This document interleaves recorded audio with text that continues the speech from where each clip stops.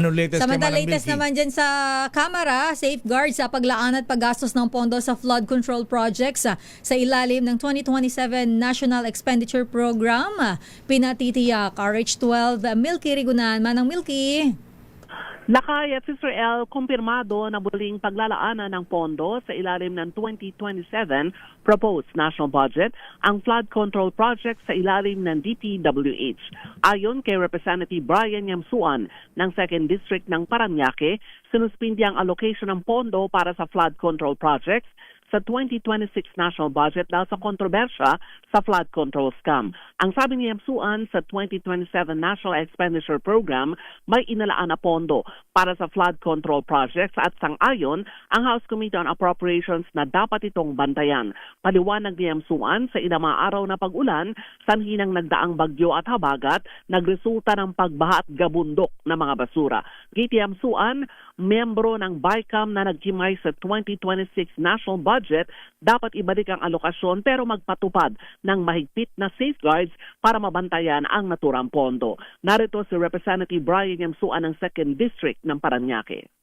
Kasi yun ang magbibigay ng transparency and accountability sa lahat. Kasi magkakaroon ng transparent portal para dun sa ating mga projects at pwedeng mapag-aralan ng ating mga mamamayan, pwede may access sila sa information.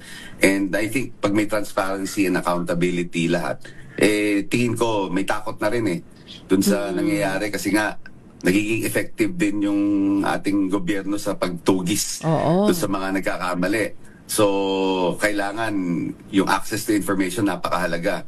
Kumbaga kami bilang mga lingkod bayan, kailangan maging transparent kami.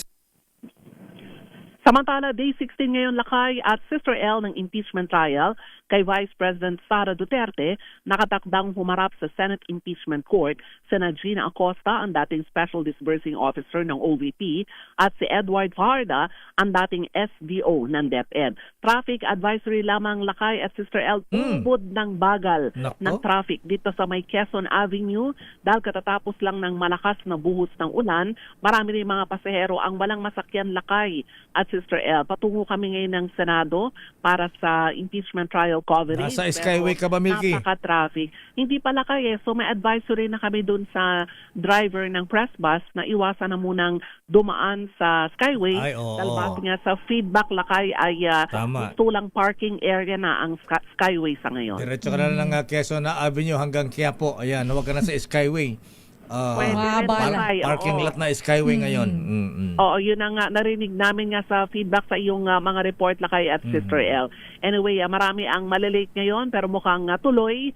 Ayon nga kay Raymond, ang impeachment trial kahit na malakas ang buhos ng ulan at sobra ang traffic ngayon sa mga pangunahing lansangan dito sa Metro Manila. Ako si Milky Rigunan, nagulat para sa DZRH, una sa Pilipinas, una sa Pilipino.